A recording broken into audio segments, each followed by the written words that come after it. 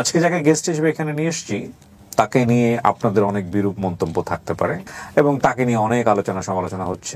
আজকের এপিসোডটা শুধুই আমার কোয়েরি, মানে আসলে ওকে নিয়ে যে এত আলোচনা হচ্ছে, এত সমালোচনা, কিছুদিনের মধ্যে জেলে চলে যায়, জেল থেকে বের হয়, কিছুদিন পর ওদের ভিডিও বের হচ্ছে। আমি এগুলো খন্ড খন্ড খন্ড খন্ড ভাবে আমার চোখের সামনে, যেহেতু সোশ্যাল মিডিয়াতে আমি আছি, আমার সামনে এসছে।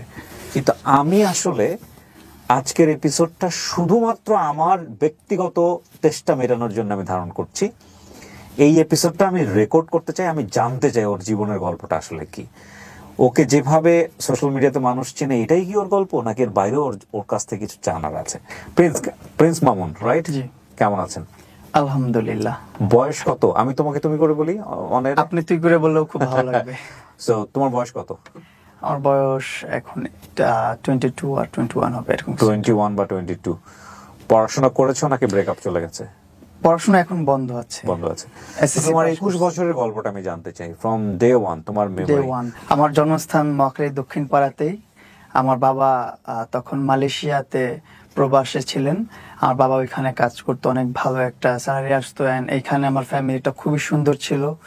আমার দুইটা ভাই বোন, বাকস বোন প্রতিবন্ধী, আমার মা, আমরা 4 জন ঢাকাতে থাকতাম আর আমার আব্বু মালয়েশিয়াতে থাকতো। বাকস বোন প্রতিবন্ধী তোমার চেয়ে বড় না ছোট? আমার সিনিয়র দুজনই। সবার বড় হচ্ছে আমার বড় বোন, ও কানে শুনে না, কথা বলতে পারে না।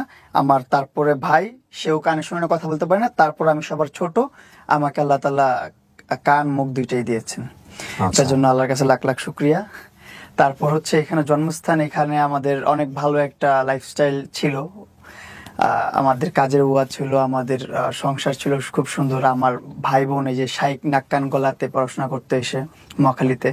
সো এইভাবে লাইফ চলতেছিল। এর মধ্যে আমার আব্বুর একটা ফ্রেন্ড, যার ভিসার ডেট এক্সপায়ার হয়ে গেছে, পাসপোর্ট এক্সপায়ার হয়ে গেছে, ও পলাতক, ওরে পুলিশ খুঁজতেছে। সো ওই টাইমটাতে আমার আব্বু কি করছে, দেশি মানুষ পেয়ে, আমার আব্বু তো একটু অনেক সরল মনের মানুষ, ওরে কি করছে, ওনার আশ্রয় দিচ্ছে। আশ্রয় দেওয়ার পর ওনাকে অনেকদিন রাখছে, অনেকদিন পালছে ওনার কাছে, ওনার পেস হিসাবে ছিল আমার আব্বুর। তো আমার আব্বু একসাথে থাকে না, বিদেশে অনেক টাকা ইনকাম করার পর একসাথে জোট করে টাকাটা নিয়ে আসে, একটা কিছু করে বাংলাদেশে। আমার আব্বু ওই টাইমটাতে প্রায় আপনার 3-4 বছর কাজ করার পর যে একটা টাকা হয়েছে, ওই টাকাটা বড় একটা অ্যামাউন্ট নিয়ে আমার আব্বু বাংলাদেশে আসবে। ওই টাইমটাতে আমার আব্বুর ওই পেস, মানে ওই যে লোকটা পালায়া ছিল, ওই লোকটা ওই টাকাগুলো নিয়ে পালাই গেছে। তখনই আমার আব্বুর একটু মেন্টালি প্রেশার পড়ে গেছে, একটু না অনেকটা প্রেশার পড়ছে, যেহেতু 3-4 বছরের উপর যেহেতু টাকা পয়সা সবকিছু নিয়ে পালাই গেছে। তার বিশ্বাসযোগ্য একটা বন্ধু বা পিএস যেটাই হোক, সে নিয়ে পালাই গেছে। তখন বলতে মানে আব্বু তাকে পেজ হিসাবে রাখতো সবসময় তার বাসায়। সে তো আর বাইরে যে কিছু করতে পারতো না, কারণ তার ভিসা এক্সপায়ার, তার পাসপোর্ট এক্সপায়ার। আমার আব্বুর সব কাজ করতো, আব্বুর কাছেই থাকতো ওই লোকটা। আচ্ছা, হ্যাঁ, ওই লোকটা সবকিছু নিয়ে পালা গেছে। এখন ইভেন ওই লোকটা আমাদের থেকে রিচ, এই ঢাকা শহরে তার একটা বিল্ডিং আছে, তার একটা বাড়ি আছে মতিঝিলের দিকে, সেই জায়গায় স্থানীয়। কিন্তু ওইটার বিচার এখন হয় নাই, ওটা পরে যায় প্রসঙ্গে। তো ওইখান থেকে পালা যাওয়ার পর আমার আব্বু একটু মেন্টালি ডিপ্রেস হয়ে যায়। মেন্টালি কি করবে বুঝতেছিল না। আব্বু তাড়াতাড়ি ফ্লাই করে বাংলাদেশে চলে আসছে। বাংলাদেশে আসার পর আব্বু আর বিজনেস করবে বা কিছু করবে, তার মাথায় কোনো কিছু ঢুকতেছে না। ওই টাইমটা তো ওই লোকটার পিছনে ধরে গেছে যে আব্বুর টাকাগুলো কিভাবে উদ্ধার করতে পারবে। তুমি দেখেছো? তোমার মেমোরি? আমি তখন অনেক ছোট। তোমার এগুলো পরবর্তীতে শোনা কথা? হ্যাঁ, আমার শোনা কথা, আমার দেখাও অনেক কিছু আছে। যেটা দেখা হচ্ছে, আমার আব্বুকে ফোন দিয়ে নিয়ে গেছে যে তুই মামলা টামলা যা করছিস আমার কাছে আয়। ওইখান থেকে আমাদের ক্রাইসিস শুরু হইলো। আচ্ছা, মানে ক্রাইসিসটা শুরু হওয়াটা এখান থেকে। আমার আব্বুর টাকা পয়সা নিয়ে যখন আমার আব্বুর বিশ্বস্ত লোকটা পালায় গেছে, তখন থেকে আব্বু কোনো কাজকর্মে মন দিতে পারতেছে না, টাকাটা কিভাবে উদ্ধার করবে সেই আশায় দৌড়াদৌড়ি করতেছে। কিন্তু আব্বু টাকা তুলতে পারে নাই, তারা অনেক প্রভাব খাটাইছে বা টাকার অনেক মিসইউজ করছে, তাই আব্বু কিছু করতে পারে নাই। আব্বুকে একটা সময় ফোন দিছে, ফোন দিয়ে বলতেছে তুই আয়, মামলাগুলো তুলে না, আমি তোর টাকাটা ব্যাক করে দিব। আব্বু গেছে, যাওয়ার পর আব্বুকে নিয়ে গেছে মতিঝিলে কোন একটা ভবনে নিয়ে, ওইখানে বেদরক পিটাইছে, বেদরক ভাবে পিটাইছে। 1 মাস ভর্তি ছিল আমার আব্বু পঙ্গু হাসপাতালে। পঙ্গু হাসপাতালে ভর্তি ছিল 1 মাস আমার আব্বু। খালি ইনজেকশন নিয়ে আসছিল, ইনজেক্ট করবে, হাওয়া ইনজেক্ট করে মেরে ফেলবে আব্বুকে। তারপর আপনার ছুরি নিয়ে আসছে, রক কেটে দিবে, এগুলো করবে, সেগুলো। আমার আব্বু অনেক আকুতি মিনতি করে যে আমি তোর নামে আর কোনো অভিযোগ নেই, কিছু রাখবো না, আমার জানটা ভিক্ষা দে তুই। পরে আমার আব্বুকে আমার আব্বুর জানটা ভিক্ষা দেওয়া হয়েছে। এটা আমার নিজের চোখে দেখা। তখন আমার বয়স 5-6 বছর এরকম কিছু একটা। তখন আমি সব বুঝি, টুটি দেখি। তাবু এই বিষয়গুলোর পর আস্তে আস্তে আমরা আমাদের মতন করে আবার সুন্দরভাবে সংসার গুছালাম। আমাদের একটা কাপড়ের দোকান ছিল, যেখানে A to Z পায়ের মোজা থেকে শুরু করে একটা নারী পুরুষের যত ধরনের কাপড় প্রয়োজন, শুধুমাত্র কাফনের কাপড়টা বাদ দিয়ে সব ধরনের কাপড় আমাদের দোকানে ছিল।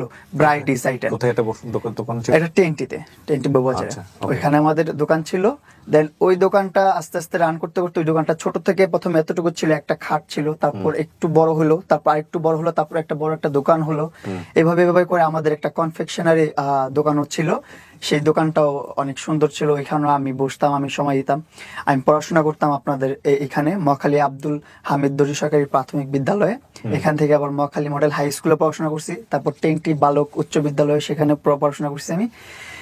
এই আমার পড়াশোনার যাত্রা এখানে। আমার বড় হওয়া, এই ছোট থেকে বড় হওয়া মহাখালী, ওয়ারলেস, টেন্টি এগুলোর মধ্যেই। এই হচ্ছে আমার জার্নিটা। এর মধ্যে ভালোই চলতেছিল সবকিছু, ফ্যামিলি সুন্দর চলতেছে ওই টাইমটাতে। দুইটা দোকান আমাদের, একটা কনফেকশনারি, একটা কাপড়ের দোকান, বস্ত্রবিতান। তো এই দুইটা নিয়ে আমাদের খুব ভালো চলতেছে লাইফটা। দোকানে বসতো কে? বাবা বসতো একটাই, আম্মু বসতো একটা আবার আমি যেটাতে যখন সময় দিতে পারতাম, আব্বু খেতে গেলে আমি বসে থাকতাম, আম্মু খেতে গেলে আমি বসে থাকতাম, আমার ভাই বোনরা বসে থাকতো। তোমার যে দুই ভাই বোন যারা, ওরা শুধু সিসি ক্যামেরার মতন বসে থাকতো দোকানে, আর কথাবার্তা আমি বলতাম, ব্যবসা বাণিজ্য আমি করতাম ছোটবেলা থেকেই। মানে ওদের সাথে কমিউনিকেশন ওরা কি বুঝে? ওদের সাথে কি হ্যাঁ, ওদের সাথে সাইন ল্যাঙ্গুয়েজে কথা বলতে হয়, সেটা আমি প্রপারলি বুঝি, প্রপার কথা বলতে পারি ওর সাথে। আচ্ছা, হ্যাঁ, এই ছোটবেলা থেকে এভাবেই চলতেছিল। এর মধ্যে চলে আসলো আমার লাইফে তোমার বর্তমান যে অবস্থা, জি, এটা সম্পর্কে ওরা দুজন অবহিত, জানে যে তোমাকে নিয়ে কি হচ্ছে? হ্যাঁ, ওরা খুব আফসোস করতেছে। এবং ওদের সাইন ল্যাঙ্গুয়েজের, ওদের বাক ও শ্রবণ প্রতিবন্ধীর যে একটা কমিউনিটি আছে, ফুল কমিউনিটিটা আমাকে সাপোর্ট করে। সবাই জানে, দেখতেছে কি হচ্ছে। ওরা তো বোবা মানুষ, ওরা তো বাক ও শ্রবণ প্রতিবন্ধী, ওরা তো দেখে, রিয়েলটা দেখতেছে, বুঝতেছে। ওরা সব মানে অ্যানালাইজ করে বলতেছে, সব মানে ওদের পুরো কমিউনিটি ওই মহিলাটাকে ধিক্কার জানায়, পুরো কমিউনিটি। কারণ সবাই আমার ছোট থেকে স্ট্রাগল দেখছে, আমার ভাই বোনের স্ট্রাগল দেখছে। ওরা জানে যে আমার ফ্যামিলিটা কত স্ট্রাগল করে এ পর্যন্ত আসছে। তো ওই টাইমটাতে আমার জীবনে আসে টিকটক। মানে আমার ফ্রেন্ডসরা কিভাবে আসলো? মানে আমার ফ্রেন্ডসরা মজা করে এসে সামনে এসে দেখাইতো, দেখ মামুন কত সুন্দর সুন্দর ভিডিও, এই দেখ মেয়েদের সাথে ডুয়েট করা যায়, এটা করা যায়, সেটা করা যায়। এই জিনিসগুলো অনেক মজা লাগতো তখন দেখতাম। টিকটক না লাইকি? টিকটক, জি। প্রথম টিকটকে দেখলাম, দেখার পরে ও আমার বন্ধু ভিডিও করতো, আমি ভিডিও করতাম না। ইসমাইল নামের একটা বন্ধু ছিল, ও ভিডিও করতো। ও ভিডিও করে দেখাইতো, আমাকে নিয়ে ডুয়েট করতে দেখতাম, ভালোই লাগতো। তখন বললাম যে ওর মোবাইল দিয়ে করতেছে, আমার মোবাইল দিয়ে আমি ট্রাই করি। তা আমার মোবাইল দিয়ে আমি ট্রাই করলাম, রেসপন্স পেলাম না ওরকম ভাবে। সেলফি ভিডিও, কোন ক্লাসে পড়ো? এমন কিছু, 80 পড়ি। ওকে। তো 80 পড়ি ওই টাইমটাতে, হ্যাঁ রাইট, 80 পড়ি, মহাখালী মডেল হাই স্কুলে পড়ি তখন আমি। তো ওই টাইমটাতে ওই স্কুল ড্রেস পরাও আমার ভিডিও আছে, এই জন্য মনে পড়লো। স্কুল ড্রেস পরাই প্রথম ভিডিও। আমি পাশে বসে বসে মোবাইল টিপতেছি, আমার বন্ধু ড্রেস পরে আছে, আমি ড্রেস পরে আছি, এভাবে ভিডিও নিচ্ছে। আমার ক্লাস ফ্রেন্ড ছিল। গানের সাথে লিপসিং করা? হ্যাঁ, গানের সাথে লিপসিং করা, মেয়েদের সাথে ডুয়েট করাটা। তো ওই ডুয়েট করাটা আমরাও ডুয়েট করতাম। কখনো ভাবি নাই যে একাকিত্ব ভাবে, ইন্ডিপেন্ডেন্ট ভাবে কন্টেন্ট করবো বা সোলো কন্টেন্ট করবো। ফান, মেয়েদের সাথে ডুয়েট করা। এই ডুয়েট কি এখন আছে টিকটকে? না বোধহয় আছে, এখনো যে আছে। কেউ চাইলে ডুয়েট করতে পারে। সো ওইরকম ডুয়েট করতেছে, আমিও ডুয়েট করলাম অনেকদিন। দেখি মানুষ রেসপন্স করে না ডুয়েট ভিডিওগুলো। পরে আস্তে আস্তে চিন্তা ভাবনা করলাম যে কিভাবে নিজের ভিডিওগুলো কোয়ালিটি আপ করা যায়, কিভাবে নিজের ভিডিওগুলো মানুষের সামনে নেওয়া যায়। তখন আমি সিঙ্গেল ভিডিও করা শুরু করলাম। তারপর ডান্সের ভিডিও দিলাম। ডান্সের ভিডিও দেওয়ার পর আমার ভিডিও দেখি রিচ বাড়তেছে। ডান্স কি তুমি আগে থেকে করতে? আমি ছোটবেলা থেকে ডান্স করি। আমি টিকটকে আসার আগে থেকে ডান্স করি। আমি যখন থেকে বুঝি, মানে বলতে পারেন এক কথায় না বুঝ, অবুঝ থেকেই আমি ডান্স করি। মানুষের ডান্স দেখতাম, দেখে দেখে ওইটাই আমি নাচতাম। হোক আর না হোক আমি ডান্স করতাম। মানুষটা দেখে দেখে আমি ডান্স শিখতাম ছোটবেলা থেকেই। যত ভালো ভালো ডান্সের ভিডিও আছে ইউটিউবে, ওইগুলো দেখতাম বসে বসে মনোযোগ দিয়ে। হেডফোন একটা লাগায়, বাটন মোবাইল একটা ধরে দেখতাম, শিখতাম। বাসায় বসে বসে একা একা রিহার্সাল করতাম, একা একাই ডান্স শেখা হইলো। এভাবে ডান্স করতাম আমি। টিকটকের আগেও ডান্স করতাম। এইখানে যেতাম, ওইখানে যেতাম, বরিশাল যেতাম, কুমিল্লা যেতাম, প্রোগ্রাম করতে যেতাম, ডান্সের প্রোগ্রাম করতে। এটাও একটা লাইফ ছিল আমার, এটা টিকটকে আসার আগের লাইফ। যে যে কোনো দেশের, যে কোনো গ্রামে, যে কোনো জেলায় যেতাম আমি ডান্স করতে। যে কোনো গায়ে হলুদ, বার্থডে, যে কোনো প্রোগ্রাম, ওটাইবার যেখানে সাউন্ড বক্স থাকে, স্টেজ থাকে, সেখানে প্রোগ্রাম করতে যেতাম। এখানে 2000 টাকা, 4000 টাকা, 5000 টাকা, 10,000 টাকা এরকম কন্ট্যাক্ট করে চলে যেতাম গ্রুপ নিয়ে, 2-3 জন বন্ধু বান্ধব নিয়ে। আমি একটা গ্রুপ ছিল আমার একটা ডান্স স্কুলও ছিল। আমার একটা ডান্স স্কুল ছিল, যেটা হচ্ছে ব্রাক স্কুল, অনেকেই চিনেন হয়তো বা, বাংলাদেশের ব্রাক স্কুলগুলো। ওই স্কুলগুলো সকালে যখন পড়াশোনা করাইতো, স্কুল টাইমটা শেষ হলে রাতের বেলা আমি আমার ডান্স স্কুল করাইতাম, ক্লাস করাইতাম। আমার প্রায় 15-20 জন স্টুডেন্ট ছিল, তাও ছোট ছোট আমার এইজেরই। মানে তুমি কার কাছ থেকে শিখোনি, কিন্তু তুমি অনেককে শেখাই। আমি শিখাইছি। এন্ড আমার একটা বন্ধু আছে হৃদয়, তারপর হৃদয়ের ছোট ভাই আলাবিন, এগুলো আমার মানে বন্ধু বান্ধব নিয়ে আমার সব ন্যাচারালি গিফটেড আর কি। হ্যাঁ, নিয়ে আমি শুরু করলাম, ওদেরকে ডান্স শিখাইলাম। আমি ডান্স শিখে ওরাও খুব সুন্দর আমার সাথে তাল মিলিয়ে নাচতে পারে। দেন আমরা যে কোনো এলাকায় যে কোনো জেলায় প্রোগ্রাম করতে চলে যেতাম। সো তুমি টিকটকে এগুলো দেওয়া শুরু করলে? হ্যাঁ, টিকটকে আমি আবার এই ভিডিও দেওয়া শুরু করলাম আমার ডান্সের। তো মানুষ এটা নেওয়া শুরু করলো, অনেক ডান্সের ভিডিওগুলো নিল।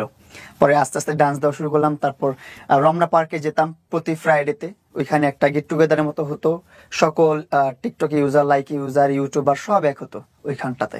তো ওইখানে যে আমি ভিডিও করতাম, ভিডিও করার আস্তে আস্তে আস্তে ওইখানে চিনলাম কি লাইকি অ্যাপ। মানুষ এসে ভিডিও করতেছে আমার সাথে, মানে তখন আমি মোটামুটি একটু পাবলিক ফিগার, মানুষ এসে আমার সাথে ভিডিও করে, সেলফি নেয়। যখন মানুষ ভিডিও করতেছে আমার সাথে, তখন আমি দেখতেছি এটা কি অ্যাপস, এটা তো টিকটক না, এটা তো আমি কখনো চিনি নাই, ড্যাশবোর্ডটা তো আমি চিনি না, এটা কি ড্যাশবোর্ড, এটা কি অ্যাপস। পরে বলতেছে ভাই এটা লাইকি অ্যাপ। বলে ও আচ্ছা। আবার গেলাম, আবার দেখতেছি এরকম অনেক মানুষ টিকটকের চেয়ে বেশি লাইক ইউজ করতেছে। তো তখন আমি আমার লাইকিতে সুইচ করলাম, যে লাইকিতে একটা অ্যাকাউন্ট খোলা দরকার, দেখি কি হয় ওইখানে, যেহেতু টিকটকের মতোই একটা প্ল্যাটফর্ম।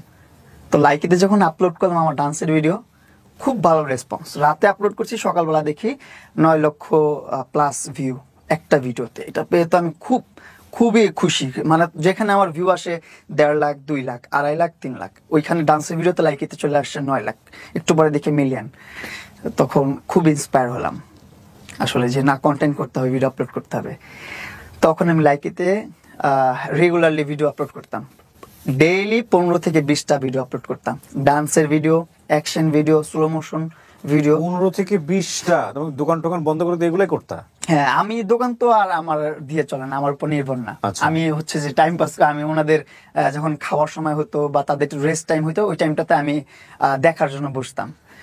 অতটা মেজর আমি না। মানে বাবা বসতো বেসিক্যালি? বাবা বসতো, আম্মু বসতো, দুই দোকানে দুজন বসতো। ওকে। তো এইভাবে চলতেছিল লাইফটা।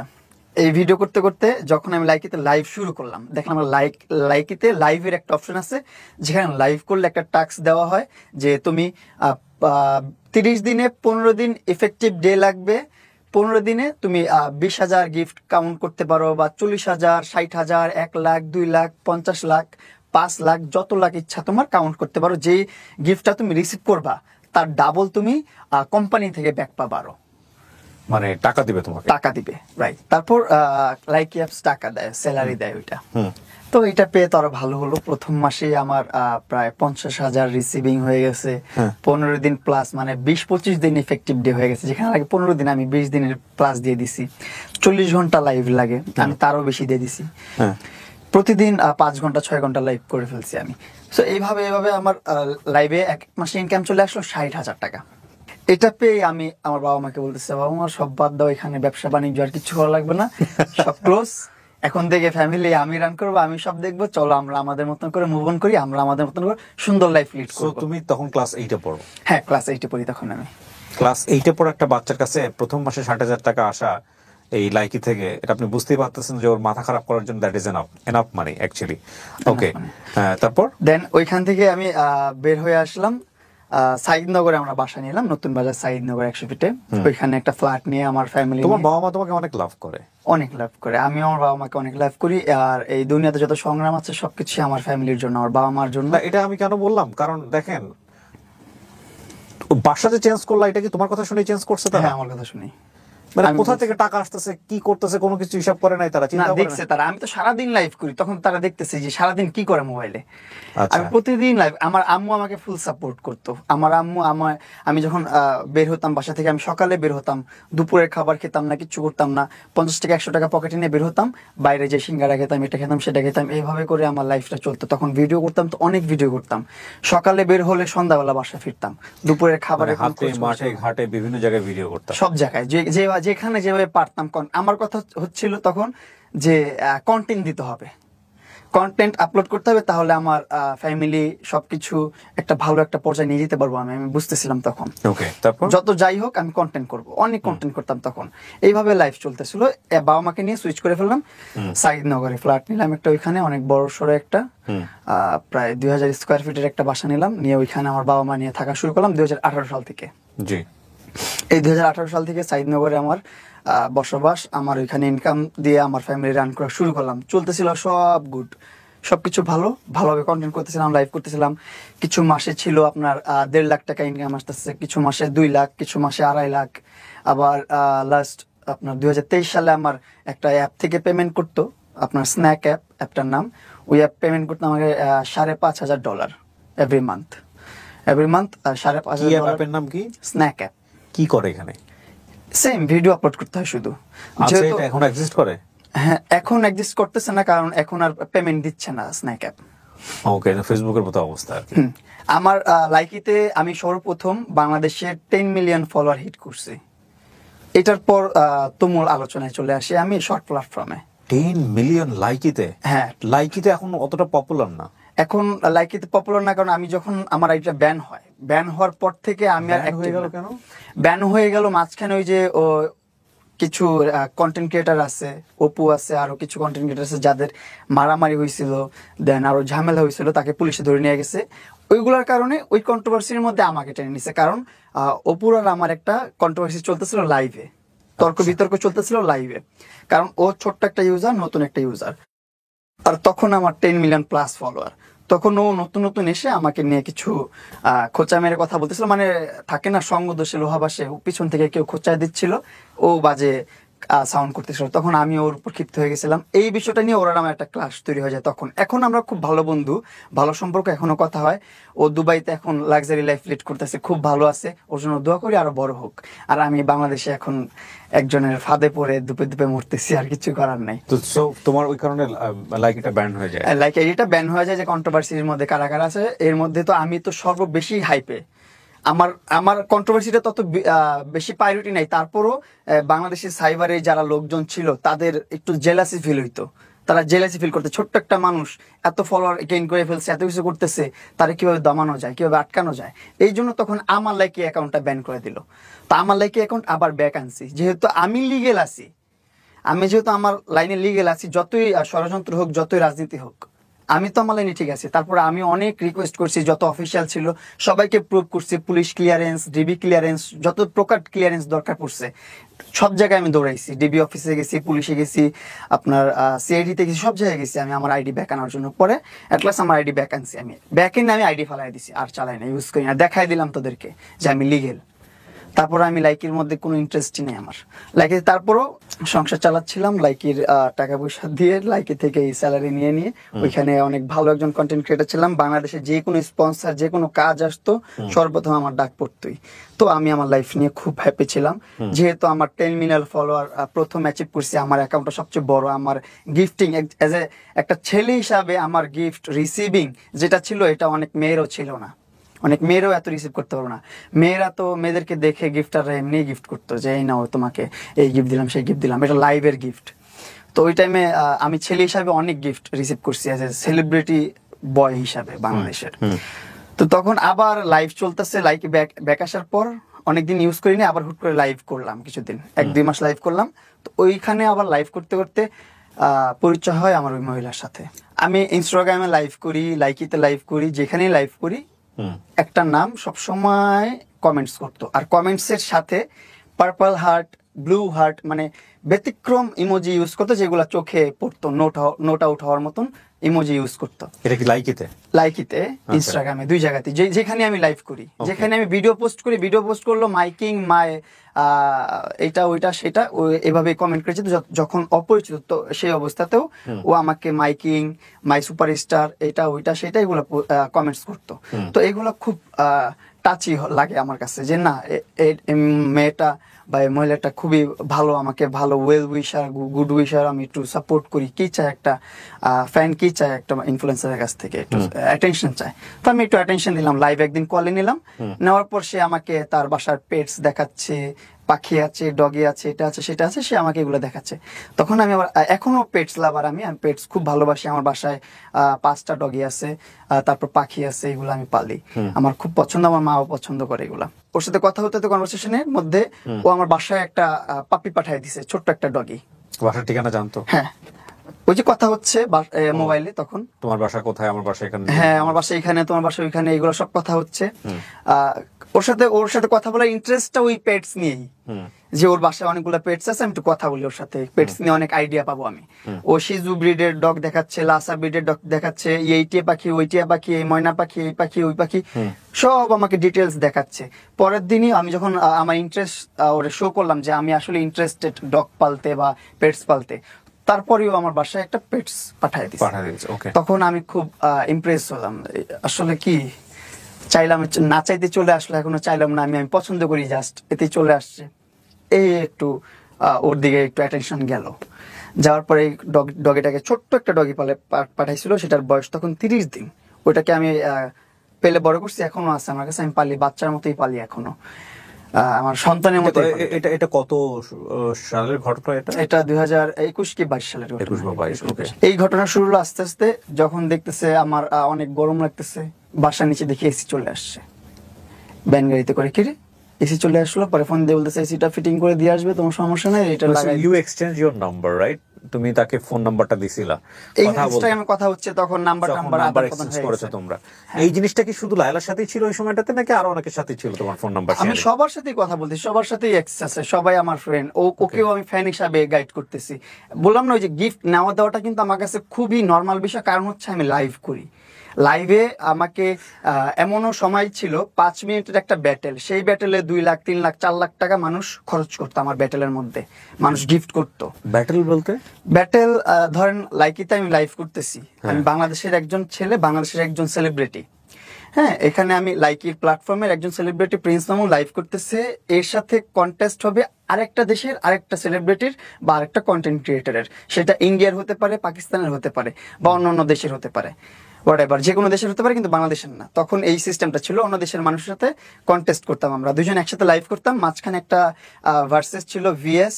ওইখানে ক্লিক করলে 5 মিনিটের একটা কাউন্টডাউন চলতো। 5 মিনিটের মধ্যে যেই সাইডে সবচেয়ে বেশি গিফট পড়বে, ওই সাইডটা উইনার, ওই দেশটা উইনার, ওই ইনফ্লুয়েন্সারটা উইনার। তো ওই টাইমটাতে যখন আমি লাইভ করতাম, আমাদের কিছু প্রবাসী ভাইরা ছিল, কিং ভাই, নূর কামাল ভাই, তারপর আরো কিছু আমার যে এজেন্ট ছিল, তারা আমাকে খুব সাপোর্ট করতো।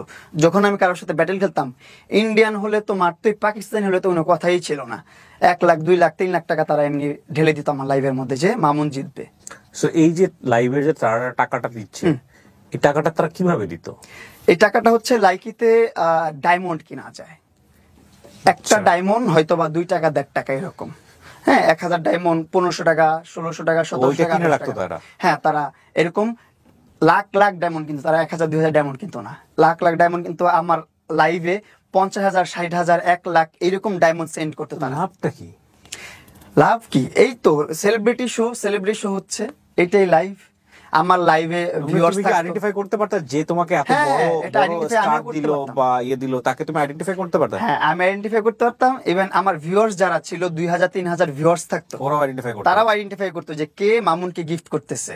ধরেন আমি লাইভ করতেছি, আপনি ভাইয়া আয়েশা আমাকে 1 লাখ টাকার একটা গিফট সেন্ড করছেন, এইটা শো করবে আমার লাইভে। আর যে কিবরিয়া বা আপনার অ্যাকাউন্টের নাম যেটাই দিবেন, সেটা শো করে এভাবে যাবে। অন এভারেজ তোমার মাসে ইনকাম কত ছিল সবকিছু মিলায়? 2 লাখ 2.5 লাখ। তারপর বললাম না, স্ন্যাক অ্যাপ যখন আসছে তখন 6 লাখ 7 লাখ 8 লাখ এরকম করে ইনকাম আসছে। এটা আপ এন্ড ডাউনের মধ্যে থাকে ইনকাম। ইনফ্লুয়েন্সারদের ইনকাম তো কখনো স্থায়ী থাকে না, স্টেবল থাকে না, আপস এন্ড ডাউনের মধ্যে থাকেই। কাজ করলে টাকা, না কাজ করলে টাকা না। এই যে এখন কাজ করতে পারতেছি না, আমি আমার লাইফের হ্যাসেল নিয়ে তো আমি বাঁচতেছি না, কিভাবে কাজ করবো, কিভাবে ইনকাম করব। গল্প আমি একটু পরে আসতে চাই। হ্যাঁ, সো তোমাকে জেতানোর করা হতো, এবং তুমি বলছিলা যে তুমি গরমে থাকলে হঠাৎ করে তোমার বাসার নিচে এসি চলে আসছে এসি। তখন আরো ইমপ্রেস হতাম আস্তে আস্তে। বেডশিট ভালো না লাগলে বেডশিট চলে আসতেছে, মনিটর ভালো না লাগলে মনিটর চলে আসতেছে, সব চলে আসতেছে। তুমি রেগুলার কথা বলতে তার সঙ্গে ওই সময়টাতে, নাহলে তোমার আমি রেগুলার লাইভ করে জানতো কিভাবে? আমি রেগুলার লাইভ করতাম না, সেটা ঠিক আছে, কিন্তু ধরো তোমার বাসায় যে বেডশিট নাই বা তোমার আমার লাইভে দেখতো। আমি তো 2018 সাল থেকে লাইভ করি, আমার মেইন ইনকামটা তো লাইভ থেকে। সো তোমার লাইভে কন্টেন্ট থাকতো এগুলাই, আজকে যা ইচ্ছা বলতেছি, দেখা গেল বেডশিট না, এটাও লোকজন জেনে যাচ্ছে। হ্যাঁ, ওইগুলো জানানোর বিষয় না, ওইগুলো নিয়ে কথা বলতাম না লাইভে কথা বলতাম, আমার লাইফস্টাইল নিয়ে আমি কথা বলতাম, যারা লাইভে So, ওইখান থেকে আলটিমেটলি পিক করতো বিষয়টা যে ওকে ওকে ফাইন, এটা নিয়ে কথা বলছো, আমি এখানে কিছু influence আমি এমনি গল্প করতাম লাইভে বসে, যেভাবে স্বাভাবিকভাবে গল্প করতাম, মানুষের সাথে কন্টেস্ট খেলতাম, ব্যাটেল খেলতাম, এভাবে করে টাইম পাস করতাম। মানুষ খুব এনজয় পেত। আমরা পানিশমেন্ট ব্যাটেলও খেলতাম, যেমন আমার সাথে আরেকজন থাকবে সেলিব্রিটি, বাংলাদেশের কেউ একজন বা অন্য কোনো দেশের একজন, তাই সে যদি হেরে যায় আমি যা বলবো তার তাই করতে হবে। বলতাম মাথায় পানি ডালতো, মরিচ খেতে বলতাম মরিচ খেতে, এগুলো মানুষ দেখে অনেক মজা নিত, Okay. তাদের টাইম পাস হতো। এইগুলা ছিল আমাদের লাইভের কনসেপ্ট। এই লাইভগুলো মানুষ অনেক মিস করে, মানুষ অনেক দেখতে চায় লাইভগুলো, যে একজনকে পানিশমেন্ট দিবে, মজা করবে লাইভের মধ্যে। আমি কখনো লাইকি দেখি নাই, so হ্যাঁ। আমার যে কারণে হয়তো অনেকেই যারা লাইকি ইউজার আছেন তারা হয়তো আমার কোশ্চেন গুলোকে অনেকে বোকার মতো মনে করতে পারেন। আমি লাইকিতে একদমই যাইনি কোনোদিন। টিকটকে আমি একেবারেই কম মানে একেবারেই কম। সো আমার খুব একটা আইডিয়া নাই। জি। তারপর এইভাবে আস্তে আস্তে ওর সাথে কথোপকথন, ওর সাথে প্রায় 3-4 মাস যে কথা বলছি, ওর ফেসটা আমি দেখি নাই কখনো। তাই? হ্যাঁ, ওর তার মধ্যে face-টা- এত গিফট পাঠাই দিচ্ছে? হ্যাঁ, তো গিফট পাঠাই দিছে। ওর সাথে ওর ফেসটা দেখি নাই, ওর সাথে দেখা হয় নাই, শুধুমাত্র কথা হতো ফোনে। ফোনে ভিডিও কলে কথা হলো, ওর এক সাইড দেখাইতো, ফুল ফেসটা আমাকে দেখাইতো না। তো তুমি কোয়ারি বলতা না যে তুমি কেন দেখাও না?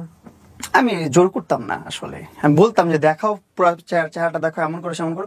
দেখাইতো যখন মেকআপ টেকআপ করতো অনেক বেশি করে, তখন দেখাইতো, নর্মালি বেসিক ভাবে দেখাইতো না। আচ্ছা। তো এইভাবে 5-6 মাসে ও ওয়েট লসও করছে অনেক। ও রাস্তার মধ্যে, মানে ওর যে ডিএচএস পার্ক, ওইখানে ও ঘুরতো, সারা রাত ঘুরতো, হাঁটতো, আর আমার সাথে কলে কথা বলতো। আমরা কনভারসেশন করতাম লাইফস্টাইল নিয়ে, কিভাবে কি চললো, সারাদিন কি করলাম, ও কি করতেছে, এগুলো নিয়ে ও গল্প করতেই থাকতো, সারাদিন পেপার করতাম আমাকে। তোমাকে যত গিফট আসো তার মধ্যে সবচেয়ে ওর গিফট গুলো ইমপ্রেসিভ ছিল। ওর গিফট গুলো ইমপ্রেসিভ হওয়ার কারণ হচ্ছে ও ভার্চুয়াল লাইফে গিফট করতো না, একদম প্র্যাকটিক্যালি প্র্যাকটিক্যালি গিফট করতো, এই জন্য ওরগুলো একটু বেশি এক্সক্লুসিভ। ততদিনে যেহেতু তোমার সঙ্গে কথাবার্তা হচ্ছে বাই ফোন, সো নিশ্চয়ই তোমরা দুজনের সম্পর্কে শেয়ার করছো যে লাইক ওর লাইফটাকে। না, ওর লাইফস্টাইল নিয়ে ও কখনো কিছু বলে না, শুধু আমারটা শুনছে। শুধু শুনছে? ও আর তুমি শুনছে বলে সবসময়। গেছো? আমি বলে গেছি। ওর লাইফ নিয়ে যখন শুনতে চাইছি, ও যেগুলা বলছে এগুলা এখন আমি যদি বলবো যে বানোয়াট কথা বলে। সেগুলো তখন তোমাকে যেটা বলছে এটাই বলো আমাকে। হ্যাঁ, তখন আমাকে যখন আমি জানছিলাম তোমার বাসায় কে কে থাকে, বলতো যে আমি একাই থাকি, আমার আম্মু আছে, আমার কাজিনের বাচ্চারা আছে। আমি বললাম ও ঠিক আছে। ঘুরাই ফিরাই দেখাইতো কাজিনের বাচ্চাদেরকে, ওর দেখাইতো, ওরা আর্মি ব্যাকগ্রাউন্ডের, এতটুকু বলতো। ওর পাস্টে কি জব করছে বা এখন কি জব করতেছে এগুলো নিয়েও কখনো কিছু বলতো না, আমি জিজ্ঞাসা করলেও বলতো না। আমি যখন আমার জিজ্ঞাসা করতাম তোমার বাসার অ্যাড্রেসটা বলো, কয় তুমি খুঁজে নাও, তোমার নাম কি খুঁজে নাও, তোমার বয়স কত খুঁজে নাও, এগুলা ছিল এটার main point. Kind of mystery character রাখছে। হ্যাঁ, মিস্ট্রি কার্ডটা রাখতো, ও আমাকে বলতেছে খুঁজে নাও। তা আমিও বেশি প্রশ্ন করতাম না, আমারও তো অত কৌতূহল ছিল না যে ওর কাছে অনেক কিছু জানতে হবে ওর লাইফস্টাইল নিয়ে। আমার বিষয় হচ্ছে আমার ফ্যান, ও আমারটা জানুক, এটাই অনেক বিষয়। আমার ওরকে নিয়ে এত ঘাটাঘাটির দরকার নেই। তো এর মধ্যে একটা সময় আসলো যে অনেক ম্যাটেরিয়ালস গিফট করে ফেলছে আমাকে, অনেক ওর যে ফাঁদ বা ওর যে টার্গেটটা, এটাও ফিল আপ হয়ে গেছে। আমি ওর দিকে তুমি তখন জানো না, আকর্ষিত হয়ে গেছি। তোমার কি গিফট দিয়েছে তখন? ও আমাকে এমনি ম্যাটেরিয়ালস, ছোট ছোট কিছু জিনিসপত্র আছে না, যেমন ধরেন মনিটর, এসি, তারপর কি আছে আরো, ডগি, পাপ্পি, পাখি, তো এইগুলাই ছোট ছোট রেগুলার মোটামুটি তোমাকে গিফট দিত? হ্যাঁ, রেগুলার মোটামুটি যখনই মাসে একটা দুটা গিফট দিতই আমাকে, আচ্ছা, আমাকে ইমপ্রেস করার জন্য। আর আমি আস্তে আস্তে, তখন আমার বয়সটা খুব কম ছিল। তুমি দিতে ওকে না? আমি কিছু দিতাম না। আচ্ছা। আমি শুধু ওরে শাট আউট দিতাম আমার লাইফে। শাট আউট বলতে? বলতাম যে লায়লাকে সবাই ফলো করো, এটা করো সেটা করো। ওকে লায়লারও লাইকিতে অ্যাকাউন্ট ছিল? হ্যাঁ, ওর অ্যাকাউন্ট না থাকলে আমার কিভাবে ও কমেন্টস করতো। ফাইন। তো একটা ফ্যান কি চায়, মতো প্রশ্ন করে ফেলছি। লাইভে শাট আউট দিতাম সবসময়, ব্লু ফেরি লায়লা এরকম ফলো করেন, এটা করেন সেটা করেন, আমার শুভাকাঙ্ক্ষী, এরকম ভাবে আমি ফলো করে দিতাম, মানুষকে বলতাম। মানুষ তখন আমার লাইভের এভারেজ যত ভিউয়ার্স ছিল সবাই তখন চিনে ফেলছে লায়লাকে, লায়লা একজন শুভাকাঙ্ক্ষী, আমার লায়লা আমাকে গিফট করতেছে, সেটা করতেছে, আমার লাইভে সব দেখতেছে। আমি তো ওপেন সবাইকে দেখাই তখন, এগুলো তো লুকোচুরির কিছু না। একটা মানুষ আমাকে গিফট করতেছে, একটা মানুষ আমাকে কিছু দিচ্ছে, সেটা তো আমি দেখাইতেই পারি, এটা তো লুকানোর কিছু না, আমার বলতেও পারি, আমার বলতেও দ্বিধাবোধ করি না আমি। ও বলার আগেই কিন্তু আমি সব জায়গায় সব যোগাযোগ মাধ্যমে বলে দিছি যে এইগুলো এগুলো লাইলা আমাকে করছে, এগুলো লাইলা আমাকে দিছে। কারণ কি, আমি আমার দিক থেকে আমি ক্লিয়ার থাকতে চাইছি, অলওয়েজ ফ্রেশ থাকতে চাইছি যে না এগুলো হয়েছে আমার লাইফে। এইভাবেই চলতেছিল। তারপর হুট করে একদিন মনে হলো যে না, ওর সাথে দেখা করি। একটা মানুষ আমার পিছনে এত টাকা ইনভেস্ট করতেছে, এত টাকা খরচ করতেছে, কেন করতেছে? সে আমার সাথে এখনো দেখা করে নাই, সে আমার সাথে একটা কন্টেন্ট করে নাই, কেন করতেছে? দেখা করতে চায়, কন্টেন্ট করতে চায়, এটাই তো তার মূল উদ্দেশ্য। যাই, তাকে একটু সুযোগ করে দিই। সে হয়তো বা লজ্জা পাচ্ছে, সে করতে পারতেছে না। এই জন্য আমি নিজে ওর বাড়ি ধারে ডিউচেস যে ওরে খুঁজে বের করছি। ইভেন আমি খুঁজে পাই নাই লাস্ট পর্যন্ত, অনেক বড় এরিয়া তো, এইভাবে পাই নাই খুঁজে, আমি অনেকক্ষণ খুঁজছি, পাই নাই। দেন ও নিজেই বলছে যে 3 নম্বর রোডে আসো, এইখানে আসো, এইভাবে আসো, এই যে বাসায়, এইভাবে ও অ্যাড্রেস দিয়ে দিছে লাস্টে। যখন দেখছি আমি অনেকক্ষণ খুঁজতেছি, পাই নাই ওকে। পরে আমি ওর বাসা নিচে দাঁড়ালাম, ওই বারান্দায়, ওরা আমি দেখি নাই। ও 3 তলা 4 তলার উপরে বারান্দা, লাইট অফ, অন্ধকারের মধ্যে দাঁড়ায় আছে। একটা অবয়ব যে আছে, ছায়া আছে, এতটুকু আমি অনুভব করতে পারছি। একটা অবয়ব দাঁড়ায় আছে এখানে, এর বাইরে আমি কিছু অনুভব করতে পারিনি। দাঁড়ায় দেখা ওইখান থেকে হায়ালো দিয়ে ওইখান থেকে চলে আসছি। চলে আসার পর এর মধ্যে কিছুদিনের মধ্যে একটা ঈদ চলে আসছে, হয়তো বা কুরবানি ঈদ অথবা রোজার ঈদ, কিছু একটা ঈদ আসছে। ঈদের মধ্যে বলতেছে শোনো ঈদ চলে আসছে, চলো ঈদের আগে আমরা একটু দেখা করি।